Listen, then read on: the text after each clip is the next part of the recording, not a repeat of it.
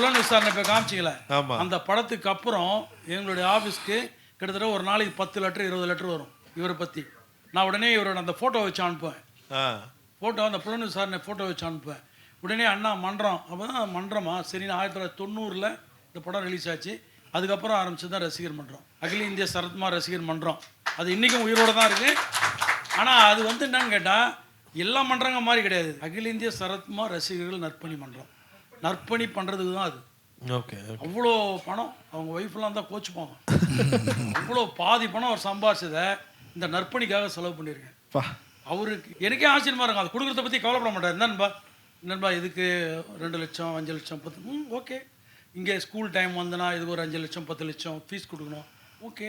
இது எல்லாமே இந்த ரசிகருங்க அவங்கவுங்க ஊருக்கு லெட்டர் அனுப்பிச்சு அவங்கள அங்கே பார்க்க சொல்லி அந்த ஸ்கூலுக்கே அனுப்புவோம் நாங்கள் செக்கை.